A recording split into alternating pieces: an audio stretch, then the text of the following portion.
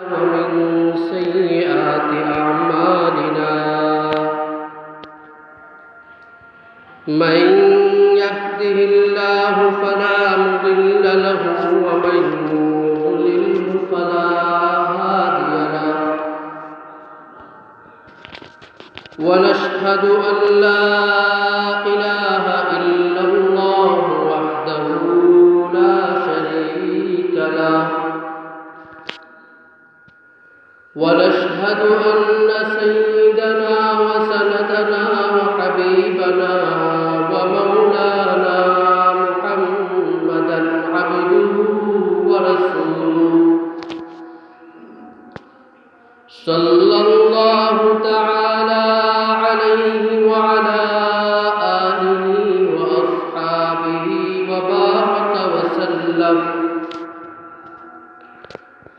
وبارك وسلم تسليما كثيرا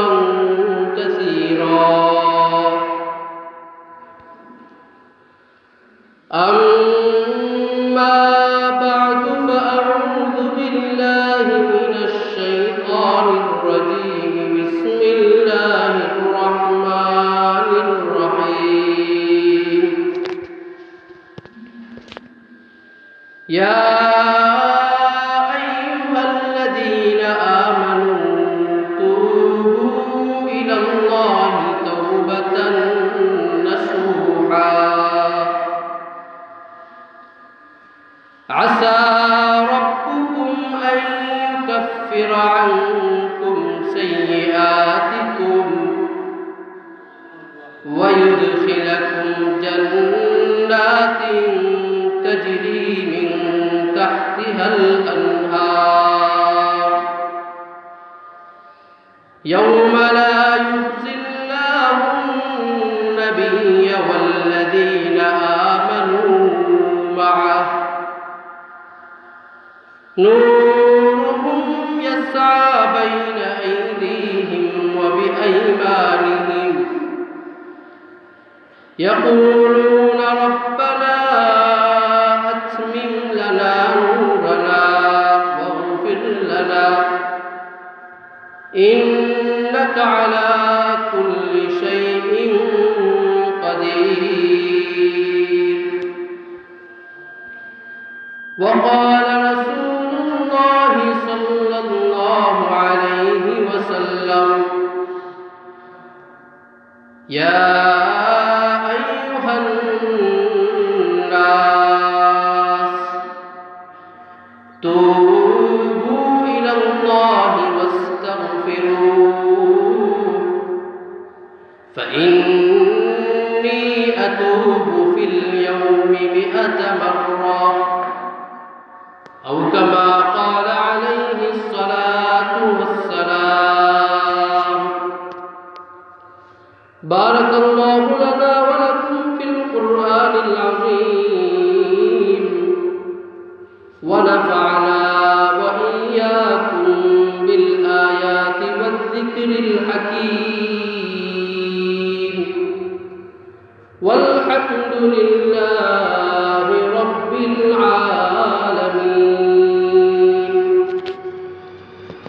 اللهم صل على محمد وعلى آل محمد كما صليت على إبراهيم وعلى آل إبراهيم إنك حميد مجيد اللهم ترحم على محمد وعلى آل محمد كما ترحمت على إبراهيم وعلى آل إبراهيم إنك حميد مجيد محترم ومعزز حاضرین عظام মুসল্লিয়ান কিরাম পর্দার আড়ালে অবস্থানরত মা ও বোনেরা আল্লাহ পাক রব্বুল আলামিনের দরবারে লাখ কোটি শুকর। আল্লাহ রব্বুল ইজ্জত ওয়াল জালাল মুবারক দিন জুমআবার আগে আগে মসজিদে এসে আমাদেরকে দিনে কিছু কথা বলা এবং শোনার জন্য তৌফিক দান করেছেন। এজন্য সকলে অন্তরের অন্তঃস্থল থেকে শুকরিয়া আদায় করি, আলহামদুলিল্লাহ। মুআজ্জাজ হাজিরিন, আমি আপনাদের সামনে কোরআনে কারীমের সূরা তাহরীম থেকে একটি আয়াত তিলাওয়াত করেছি। পাশাপাশি নবী করিম সাল্লাল্লাহু আলাইহি ওয়াসাল্লামের অসংখ্য হাদিস থেকে একটি হাদিস আপনাদের সামনে পেশ করেছি। এই আয়াত এবং হাদিসের আলোকে আল্লাহ পাক রব্বুল আলামিন যদি তৌফিক দান করেন তাহলে দুই একটি কথা আপনাদের সামনে পেশ করার ইচ্ছা রাখি। ওয়ামা তৌফিকি ইল্লা বিল্লাহ আলাইহি তাওয়াক্কালতু ওয়া ইলাইহি উনীব। প্রিয় হাজিরিন, আল্লাহ পাক রব্বুল আলামিন কালামে মাজিদের মধ্যে ইরশাদ করেন, ইয়া আইয়ুহাল্লাযীনা আমানু তুবু ইলাল্লাহি তাওবাতান নাসুহা। মুমিনদেরকে উদ্দেশ্য করে আল্লাহ পাক রব্বুল আলামিন বলেন, হে ঈমানদারগণ,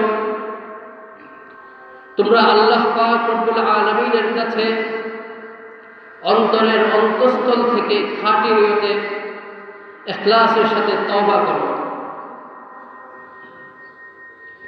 এরপরে বলেন, আসা রাব্বুকুম আন ইউকাফিরা আনকুম সাইয়্যাতিকুম। নিশ্চয় আল্লাহ পাক রব্বুল আলামিন তোমাদের তওবার কারণে তোমাদের সমস্ত অপরাধ, তোমাদের সমস্ত গুনাহ সবগুলো মুছে দিবেন। ওয়া ইউদখিলাকুম জান্নাতিন তাজরি মিন তাহতিহাল আনহার। এবং তোমাদেরকে এমন জান্নাতে প্রবেশ করাবেন যার তলদেশ দিয়ে নদী প্রবাহিত হবে। তো মুআজ্জাজ হাজিরিন, আল্লাহ পাক রব্বুল আলামিন আমাদেরকে দুনিয়ার জমিনে পাঠিয়েছেন। দুনিয়াতে আল্লাহ রব্বুল আলামিন অনেক মাখলুক সৃষ্টি করেছেন। আল্লাহ রব্বুল আলামিন পৃথিবীতে যত ধরনের মাখলুক সৃষ্টি করেছেন এগুলো সাধারণত তিন প্রকারের। তিন শ্রেণীর মাখলুক আল্লাহ পাক রব্বুল আলামিন প্রধানত এই তিন শ্রেণীকে সৃষ্টি করেছেন। তার মধ্যে একটি শ্রেণী হল যারা আল্লাহ রব্বুল আলামিনের কখনো কোনো অবাধ্যতা করে না। তারা একমাত্র সৃষ্টি হয়েছে আল্লাহ রব্বুল আলামিনের আদেশ নিষেধগুলো মানার জন্য, পূর্ণ কাজ করার জন্য, নেক কাজ করার জন্য। তাদের সৃষ্টির মধ্যে মন্দ কাজ করা, খারাপ কাজ করা, গুনাহের কাজ করার কোনো যোগ্যতাই আল্লাহ রব্বুল আলামিন দান করেন না। আরেকটা শ্রেণীকে আল্লাহ রব্বুল আলামিন সৃষ্টি করেছেন, যেই শ্রেণী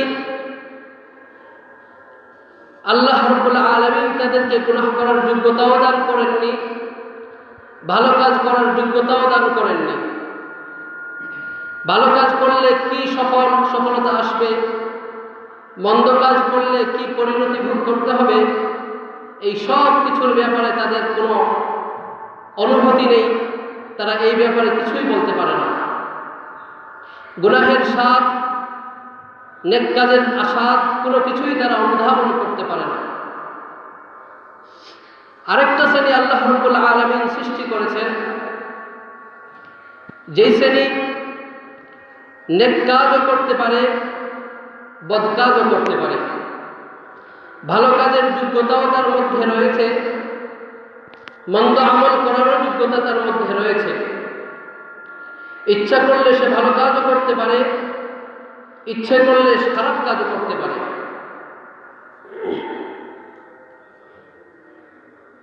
ভালো কাজ করলে কি কি পরিণতি ভোগ করতে হবে, কি সফলতা তার আসবে, জান্নাতে গেলে সে কি নাজ এবং নিয়ামতগুলো উপভোগ করবে, এবং জাহান্নামে যাওয়ার পর জাহান্নামের আগুনের দ্বারা কি কষ্ট হবে সেই অনুভূতি তার মধ্যে রয়েছে। তো এই 3 প্রকারের মধ্যে প্রথম যে প্রকার, যারা একমাত্র পুণ্য কাজই করে, মন্দ কাজ করার যোগ্যতা তাদের মধ্যে আল্লাহ তাআলা দান করেননি, এই প্রকারের নাম হলো ফেরেশতা। ফেরেশতা জাতিকে আল্লাহ রাব্বুল আলামিন একমাত্র নেক কাজ করার যোগ্যতা দান করে সৃষ্টি করেছেন। তাদের মধ্যে মন্দ কাজ করার কোনো যোগ্যতাও নেই, আগ্রহও নেই, তারা মন্দ কাজ করতে পারে না। এদের ব্যাপারে আল্লাহ রাব্বুল আলামিন কালামে মাজিদের মধ্যে বলেন, লা ইয়াসুনাল্লাহা মা আমারহুম ওয়া ইয়াফআলুনা মা ইউমারুন। এরা হলো এমন শ্রেণী যারা কখনো গুনাহ কাজ করে না, তারা শুধুমাত্র আল্লাহ রাব্বুল আলামিন যা ইচ্ছা করেন, যা আদেশ করেন তাই করে, যা নিষেধ করেন তাই করে। দ্বিতীয় আরেকটি শ্রেণী রয়েছে যাদের মধ্যে পাপ কাজ এবং মন্দ কাজ করার, এমনকি ভালো কাজ করার কোনো যোগ্যতা নেই। তারা ভালো কাজ মন্দ কাজের স্বাদও বুঝে না, জাহান্নাম জান্নাত এগুলোর নাজ নিয়ামত এবং শাস্তির কথাও তারা বলতে পারে না, বুঝতে পারে না, এই অনুভূতি নেই। এরা হলো মানুষ জাতি, জিন জাতি এবং ফেরেশতা জাতির বাহিরে যেই মাখলুক রয়েছে সেগুলো, যেমন গাছ, আকাশ, জমিন, নক্ষত্র, চন্দ্র, সূর্য, পশু পাখি, এই শ্রেণী। আরেকটা শ্রেণীকে আল্লাহ রাব্বুল আলামিন সৃষ্টি করেছেন, যেই শ্রেণীর মধ্যে ভালো কাজ এবং মন্দ কাজ সবগুলো করার যোগ্যতা আল্লাহ রাব্বুল আলামিন দান করেছেন।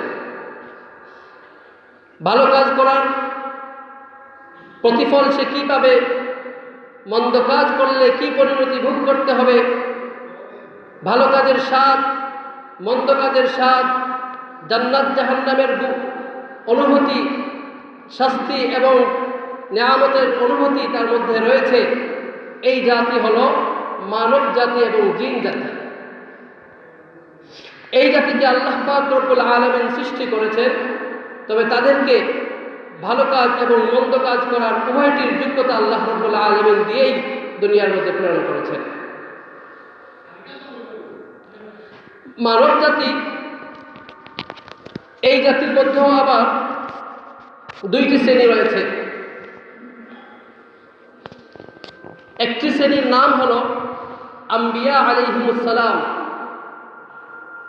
নবী আজমাইন, রাসূলগণ।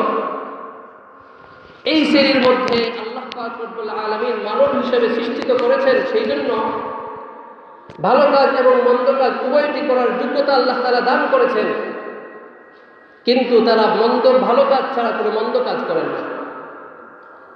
তাদের মন্দ কাজ করার আগ্রহ থাকে, চাইলে মন্দ কাজ করতে পারতেন, কিন্তু আল্লাহ পাক রব্বুল আলামিন নিজের রহমত দ্বারা তাদেরকে মন্দ কাজ থেকে হেফাজত রেখেছেন। আর তারাও ইচ্ছা করলে গুনাহের কাজ করতে পারতেন, কিন্তু কোনোদিন কখনো গুনাহের কাজ করেন না। এরা হলেন আম্বিয়া আলাইহিমুস সালাম। আল্লাহ পাক রব্বুল আলামিন এই শ্রেণীকে মানুষ হওয়া সত্ত্বেও গুনাহের সমস্ত আওসাফ থেকে হেফাজত রেখেছেন। বলেন সুবহানাল্লাহ। এরা হলো নবী, এরা হলো আম্বিয়া আলাইহিমুস সালাম। তাদের কোনো গুনাহ নেই। আহলুস সুন্নাত ওয়াল জামাত, আমাদের আকীদা এবং বিশ্বাস হলো আম্বিয়া আলাইহিমুস সালাম তাদের কোনো গুনাহ নেই, তারা মাসুম। কেউ তাদেরকে গুনাহগার বললে সে নবীর উপরে সঠিক বিশ্বাস রাখত না। এই জন্য আমাদের বিশ্বাস হলো আম্বিয়া আলাইহিমুস সালাম মাসুম। দ্বিতীয় আরেক শ্রেণী রয়েছে যাদেরকে আমরা বলি সাহাবায়ে কেরাম আজমাইন। তাদের মধ্যেও ভালো কাজ এবং মন্দ কাজ করার যোগ্যতা আল্লাহ পাক রব্বুল আলামিন দান করেছেন। তারা ভালো কাজও করেন, মন্দ কাজও করেন। তারা চাইলে ভালো কাজও করতে পারেন, তাদের চাইলে মন্দ কাজ করার যোগ্যতাও রয়েছে। এমনকি তারা ভালো কাজও করেছেন, মন্দ কাজও করেছেন। সাহাবায়ে কেরামের মাধ্যমে যেমনিভাবে ভালো কাজ হয়েছে, তেমনিভাবে কখনো কখনো খারাপ কাজও হয়েছে। কিন্তু আল্লাহ পাক রব্বুল আলামিন এই শ্রেণীকে এমন এক যোগ্যতা দান করেছেন, তারা যখনই কোনো গুনাহের কাজ হয়ে যেত, তারা কখনো এই গুনাহ নিয়ে বসে থাকতেন না। তারা গুনাহ মাফ করার জন্য আল্লাহ রব্বুল আলামিনের কাছে তওবা করতেন। তাদের কখনো কোনো গুনাহের কাজ হয়ে গেলে তারা চলে আসতেন নবী করিম সাল্লাল্লাহু আলাইহি ওয়াসাল্লামের কাছে, হে নবী, আমি তো গুনাহ করে ফেলেছি, আমাকে পবিত্র করুন। এরকম অনেক সাহাবায়ে কেরাম আছেন, গুনাহ করে ফেলেছেন, কিন্তু তাদের এই গুনাহকে দূর করার জন্য, নিজের আত্মাকে পবিত্র করার জন্য তারা দৌড়িয়ে রাসূল করিম সাল্লাল্লাহু আলাইহি ওয়াসাল্লামের কাছে চলে আসতেন।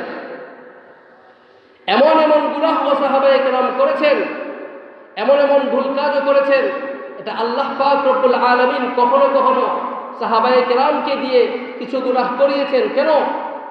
সাহাবায়ে কেরাম হলেন রাসূল সাল্লাল্লাহু আলাইহি ওয়াসাল্লামের সঙ্গী।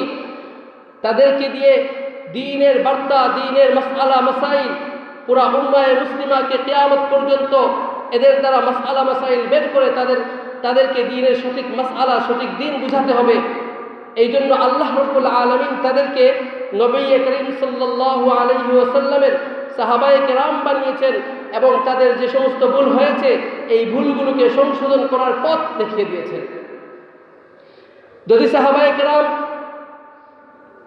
কখনো শুধু নেক আমলই করতেন, কখনো ভুল কাজ না করতেন, তাহলে অনেক মাসআলা এমন থেকে যেত যেগুলোর সমাধান আমরা আজকের দুনিয়াতে পেতাম না। আল্লাহ তাআলা তাদেরকে দিয়ে করিয়েছেন, কিন্তু এই সব গুনাহকে আল্লাহ তাআলা তাদেরকে মাফ করে দিয়েছেন। এটা আমাদের আকীদা এবং বিশ্বাস রাখতে হবে।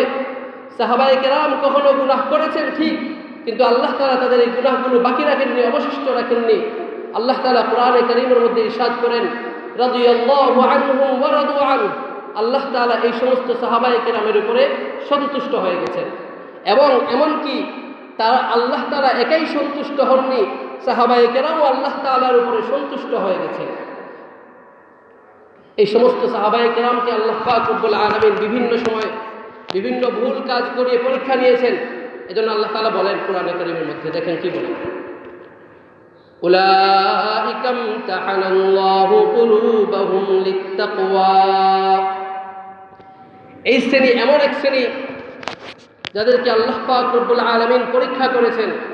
বিভিন্ন সময়ে মন্দ কাজ করিয়ে, কোনো গুনাহের কাজ করিয়ে পরীক্ষা করেছেন, কিন্তু আল্লাহ তাআলা বলেন আমি এদেরকে পরীক্ষা করে এদেরকে মধ্যে তাকওয়া ছাড়া কিছুই পাইনি।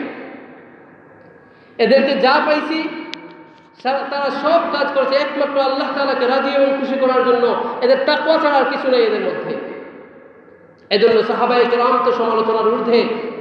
সাহাবায়ে কেরামের গুনাহ নিয়ে আমরা আলোচনা করতে যাব না, সাহাবায়ে কেরামের গুনাহ নিয়ে আলোচনা করাটাও সঠিক হবে না। তাহলে আমরা পেলাম মানুষ জাতির মধ্যে যারা আম্বিয়ায়ে কেরাম তারা মাসুম, যারা সাহাবায়ে কেরাম তাদের গুনাহ নিয়ে আলোচনা করা যাবে না। তাহলে রইলাম এর পরের শ্রেণী যারা রয়েছেন, আল্লাহ পাক রব্বুল আলামিন এদেরকে এমন কেউ নাই, এই শ্রেণীর মধ্যে এমন কেউ নাই কেউ বলতে পারবে যে আমার গুনাহ নেই। সকলের গুনাহ আছে, কিন্তু গুনাহ থাকলে কি হবে? আল্লাহ রব্বুল আলামিন মানুষকে গুনাহের পাশাপাশি একটা নিয়ামত দান করেছেন। যে নিয়ামতটা যদি কোনো মানুষ অবলম্বন করতে পারে তাহলে তার গুনাহ আর গুনাহ থাকবে না। এই নিয়ামত যদি কেউ উপভোগ করতে পারে তাহলে তার দিলের মধ্যে গুনাহের যে জং ধরেছে এই জং থাকবে না। এটার নাম হলো তওবা। আল্লাহ রাব্বুল আলামিন তওবাহ একটি নিয়ামত আমাদেরকে দান করেছেন, যে তওবার মাধ্যমে মানুষ জাতি নিজেকে পবিত্র করতে পারে, গুনাহ মুক্ত রাখতে পারে।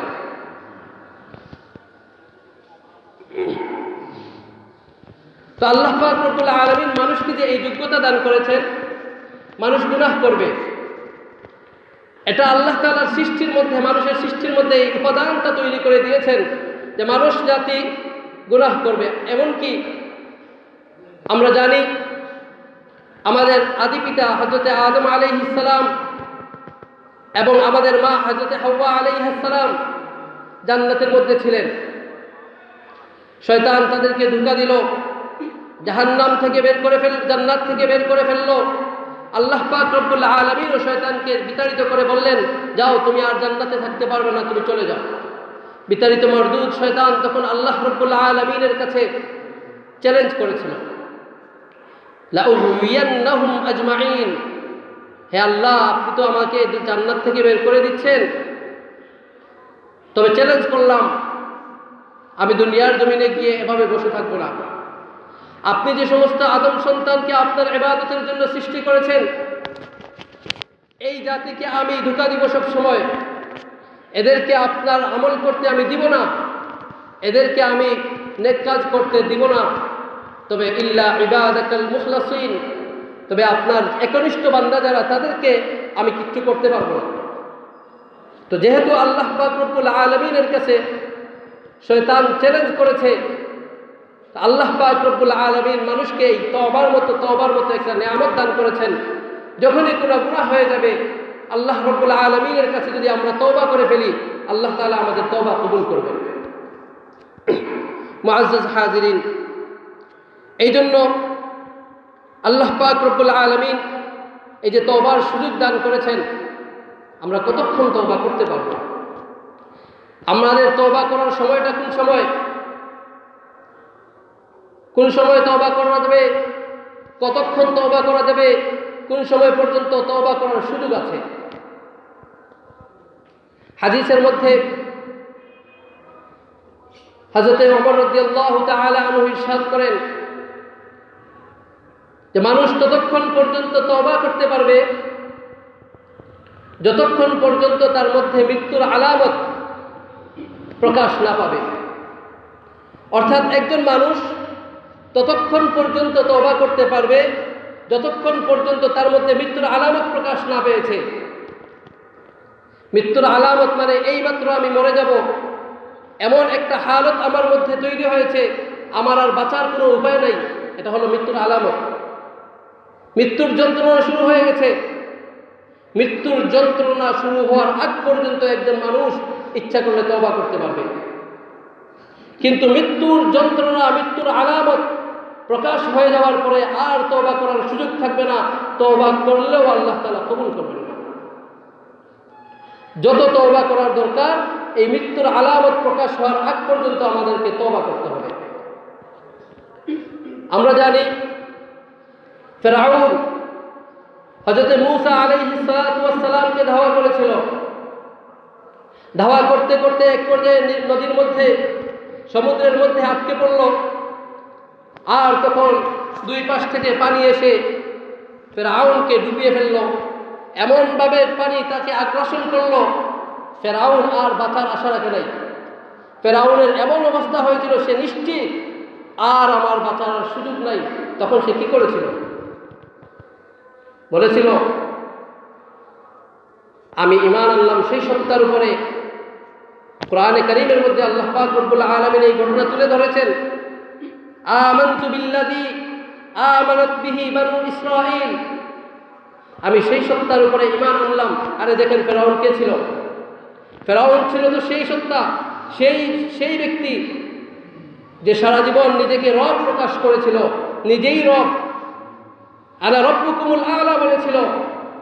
সেই ফিরআউন যখন মৃত্যুর আলামত প্রকাশ পেয়েছে, তখন আল্লাহর কাছে তওবা করার জন্য বলতেছে, আমানতু বিল্লাযী আমানাত বিহি বানু ইসরাঈল, বনি ইসরাঈলরা যে নবীর উপরে ঈমান এনেছে, আমি সেই নবীর উপরে ঈমান এনেছি।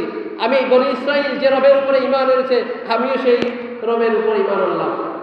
কিন্তু আল্লাহ পাক রব্বুল আলামিনের এই তওবা পছন্দ হয় নাই। কেন এই তওবা পছন্দ হয় নাই? এজন্য তার মধ্যে মৃত্যুর আলামত প্রকাশ পেয়ে গেছে। এই সময়ে তওবা আল্লাহ তাআলা কবুল করেন না। এজন্য আল্লাহ রাব্বুল আলামিন তাকে তিরস্কার করে বলছেন, আলআন ওয়া ক্বাদ আসাইতা ক্বাবলু, তুমি এখন তওবা করতেছো, সারা জীবন গুনাহের কাজ করেছ, আমার অবাধ্যতা করেছ, আমাকে মাননীয়া, তুমি নিজেকে রব দাবি করেছ, এখন তোমার তওবা করার কথা মনে পড়েছে। এজন্য আল্লাহ তাআলা তার ফেরাউনের তওবা কবুল করেন নাই। তার শরীরকে আল্লাহ তাআলা আজ পর্যন্ত সংরক্ষণ করে দিয়েছেন। নবী করিম নবী আলাইহিস সালাম হযরত মূসা আলাইহিস সালামের সাথে দৃষ্টতা প্রদর্শন করেছিল। আল্লাহ তাআলা এই দৃষ্টতা প্রদর্শনের নিদর্শন স্বরূপ তার এই জমিনের মধ্যে তার শরীরকে, তার দেহকে এখন পর্যন্ত সংরক্ষণ করে রেখেছেন। কি বলেন আল্লাহ তাআলা? ফালইয়াউমা নুনাজ্জিকা বিবাদানিকা লিতাকুনা লিমান খালফাকা আয়া। হে ফেরাউন, আজ তোমার যে দেহটা, তোমার এই দেহটা আমি রেখে দিলাম, কিয়ামত পর্যন্ত এই দেহটা তোমার সংরক্ষণ থাকবে। ফালইয়াউমা নুনাজ্জিকা বিবাদানিক লিতাকুনা লিমান খালফাকা আয়া। আমি তোমার এই দেহকে আজকে সংরক্ষণ করে দিলাম, যাতে করে কিয়ামত পর্যন্ত যত মানুষ আসবে তারা যেন এখান থেকে শিক্ষা নিতে পারে।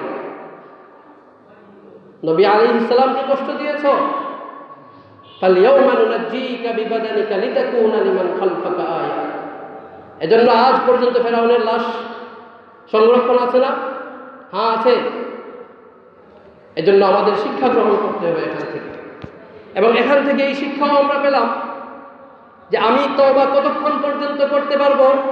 আমি তওবা ততক্ষণ পর্যন্ত করতে পারবো যতক্ষণ পর্যন্ত আমার মৃত্যুর আলামত প্রকাশ না পেয়েছে। আল্লাহ রাব্বুল আলামিন বলেন যে এই যে মৃত্যুর আলামত প্রকাশ পাওয়ার কথা বলেছেন, এই মৃত্যুর আলামত প্রকাশ তো সবার ক্ষেত্রে সমান সময়ে হবে না। কারো জন্মের সময় মৃত্যুর আলামত প্রকাশ পেয়ে যায়, কারো 10 বছর বয়সে মৃত্যুর আলামত প্রকাশ পেয়ে যায়, মানে মারা যায়। কেউ তো মারা যায় 20 বছর বয়সে, কেউ তো মারা যায় 40 বছর বয়সে, কেউ তো মারা যায় 60 বছর বয়সে, কেউ তো মারা যায় 70 বছর বয়সে, কেউ তো 80 বছর বয়সে মারা যায়। এই লম্বা সময়ের মধ্যে যদি কোনো বান্দা আল্লাহ রাব্বুল আলামিনের কাছে তওবা করে ফেলে, আল্লাহ তাআলা তওবা করবেন, তওবা কবুল করবেন। ইয়াতুবুল্লাহু আলাইহি ইযা তাবা আলা ক্বাবলা আন ইয়াযহারা মাউতুহু। এইজন্য আল্লাহ রাব্বুল আলামিন কারো যদি হায়াত 80 বছরের হয়ে থাকে, 80 বছর পর্যন্ত তার তওবা করার সুযোগ আল্লাহ তাআলা রেখেছেন, সে তওবা করবে। আল্লাহ তাআলা কোনো মানুষ যদি তওবা করে, আল্লাহ তাআলা অনেক খুশি হন। আল্লাহ তাআলা খুশি হন, খুশি হয়ে আল্লাহ পাক রব্বুল আলামিন যখনই কোনো মানুষ তওবা করে ফেলে, চাই তার বয়স 80 হোক, চাই তার বয়স 90 বছর হোক, কোনো সমস্যা নেই। যখনই একটা মানুষ তার ভুল বুঝতে পারবে, সাথে সাথে যেন তওবা করে ফেলে। 80 বছর বয়সে হঠাৎ তার মনে পড়েছে সারা জীবন গুনাহের কাজ করেছে, নাফরমানি করেছে, হঠাৎ তার মধ্যে বুঝে এসেছে যে আমার সারা জীবন তওবা করে ফেললাম, আর তো আমার বেশি দিন বাঁচার সুযোগ নাই। সে যদি তওবা করে, আল্লাহ তাআলা কবুল করবেন। বয়সের দিকে আল্লাহ তাআলা লক্ষ্য করবেন না যে এই মানুষটার বয়স 80 বছর হয়েছে, থাক, এখন ক্ষমা করার দরকার নেই। 20 বছর বয়সের মধ্যে হঠাৎ তার বুঝে এসেছে যে আমি যা করেছি জীবনে ভুল করেছি, ইচ্ছা হলে সে যদি তওবা করে ফেলে, আল্লাহ রাব্বুল আলামিন দেরি করবেন না 1 সেকেন্ডও। বান্দা তওবা করার জন্য 70 বছর দেরি করেছে, 90 বছর দেরি করেছে, আল্লাহ বলবেন বান্দা তুমি তওবা করো, আমি 70 সেকেন্ডও তোমার জন্য ক্ষমা করার জন্য অপেক্ষা করব না। আল্লাহ তাআলা তওবা কবুল করার জন্য মানুষকে ডাকছেন। এজন্য মুহাদ্দিসিনে কেরাম বলেন, এর আগে আল্লাহ পাক রব্বুল আলামিন এই তওবা, যখন মানুষ তওবা করে ফেলে, তখন আল্লাহ তাআলা কি করেন? ইউকাফিরু আনকুম সাইয়্যাতিহিম। মানুষ যখন তওবা করে ফেলে, 80 বছর বয়সে তওবা করলো, কেউ তওবা করলো 90 বছর বয়সে, কেউ 70 বছর বয়সে, কেউ 50 বছর বয়সে, আল্লাহ তাআলা এই বান্দাকে মাফ তো করবেনই, সাথে ইউবাদদিলুল্লাহু সাইয়্যাতিহিম হাসানাত। আল্লাহ তাআলা কত বড় দয়ালু, কত বড় রহমান, কত দয়ালু, কত রহমান, কত রহিম, যে বান্দা যখন সারা জীবন তওবা করলো, নাফরমানি করলো আল্লাহ রাব্বুল আলামিনের, কিন্তু যখন তওবা করলো, এক পর্যায়ে গিয়ে জীবন সায়ান হয়ে এসে আল্লাহ তাআলা বলেন, বান্দা তুমি তওবা করো, তোমার তওবার সাথে সাথে তোমার তওবা তো আমি কবুল করবই, পিছনের জীবনে তুমি যেই সমস্ত গুনাহ করেছিলে সেই গুনাহগুলো মুছে দিব। শুধু মুছে দিব তা না, ইউবাদদিলুল্লাহু আনকুম সাইয়্যাতিকুম হাসানাত, এই যা জীবনে তুমি করেছিলে পিছনের জীবনে সব গুনাহকে আমি নেক দ্বারা বলে পরিবর্তন করে দেব। দুনিয়ার মধ্যে যদি আমরা কারো কাছে কোনো অপরাধ করে ফেলি, আমরা যদি তার কাছে ক্ষমা চাওয়ার উপর দরকার মনে করি, কিন্তু মানুষ আমাদের এই অপরাধ মার্জনা করবে ঠিক, আমাদেরকে মাফ করে দিবে ঠিক, কিন্তু বলবে না পিছনে যা কিছু করেছো এগুলোকে আমি নেক দ্বারা পরিবর্তন করে দিব, এই কথা বলবে না। কিন্তু আল্লাহ রাব্বুল আলামিন কত দয়ালু, তিনি বলেন বান্দা যা গুনাহ করেছে সেগুলো তো মাফ করবই, পাশাপাশি এই গুনাহগুলোর কারণে এই তওবার কারণে তার পিছনের সমস্ত গুনাহকে আমি মাফ করে দেব। এই জন্য মুহাদ্দিসিনে কেরাম বলেন অনেক সময় তওবা এটা মানুষের জন্য নেকবতের কারণ হয়ে দাঁড়ায়। অনেক সময় তওবার কারণে এই গুনাহগুলো মানুষের সাআদাতমন্দির কারণ হয়ে দাঁড়ায়, সৌভাগ্যতার কারণ হয়ে দাঁড়ায়।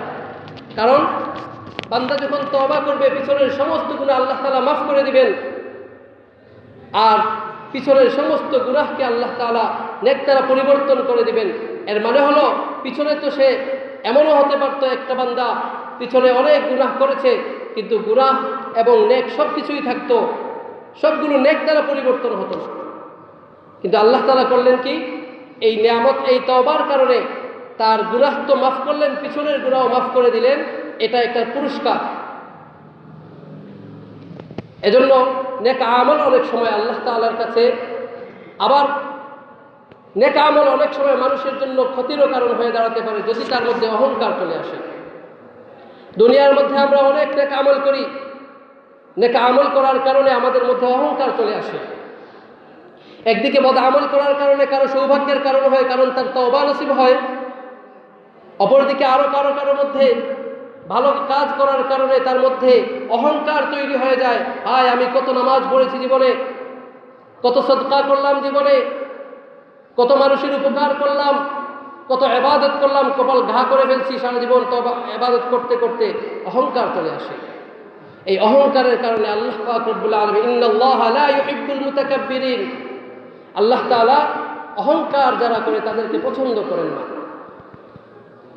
বনি ইসরাঈলের মধ্যে হাদিস শরীফের মধ্যে আছে দুই ব্যক্তি ছিল। একজন ছিল ওই জামানার সবচেয়ে বুজুর্গ ব্যক্তি, আরেকজন ছিল ওই জামানার সবচেয়ে পাপিষ্ঠ। খুব ইবরতওয়ালা ঘটনা, আমাদের সকলের বোঝা উচিত।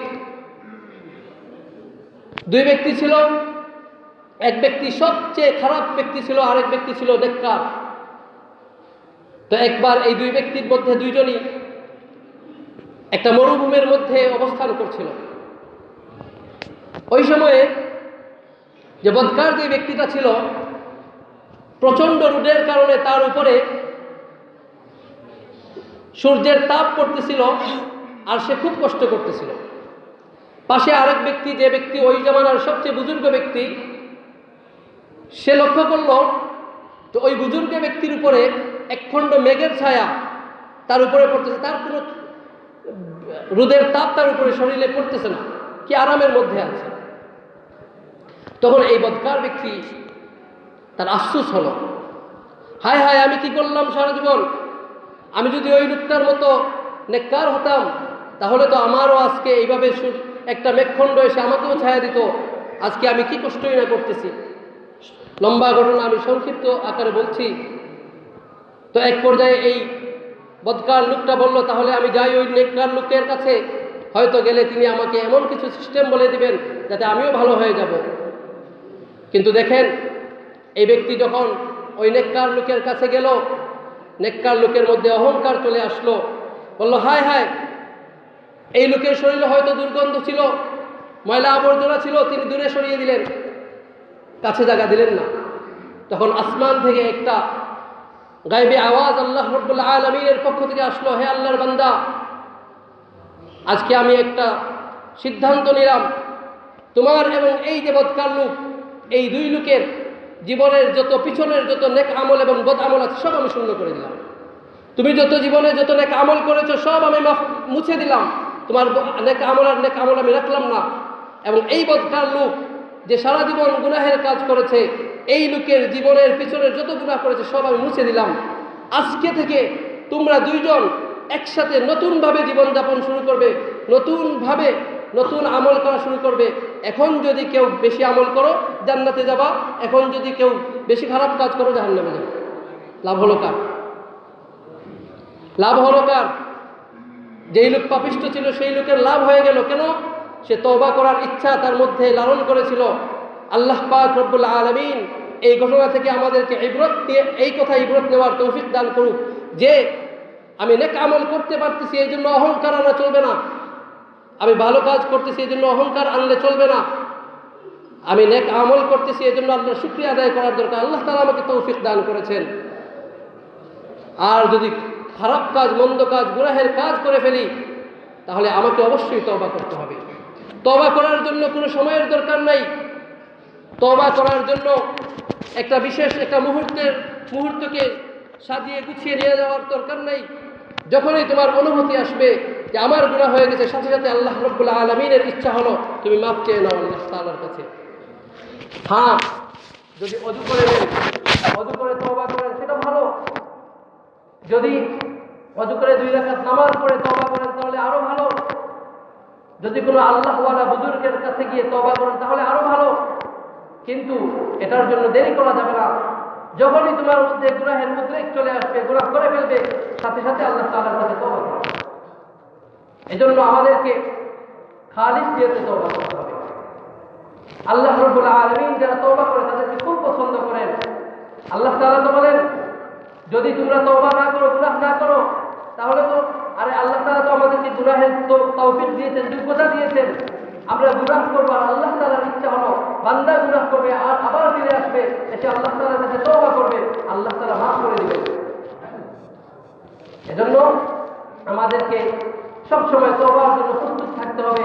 যখনই কোনো গুনাহ হয়ে যাবে তখনই যেন আমাদের মধ্যে আমরা যেন তওবা করে ফেলি। ইনশাআল্লাহ আল্লাহ পাক রব্বুল আলামিন এই তওবার কারণে আমার জীবনের যত গুনাহ ছিল সবগুলো তো মুছবেনই, পাশাপাশি পিছনের সমস্ত গুনাহকে আল্লাহ তাআলা নেক দ্বারা পরিবর্তন করে দিবেন। আল্লাহ পাক রব্বুল আলামিন যা বলা হলো এগুলোর উপরে আমাকে এবং আপনাদেরকে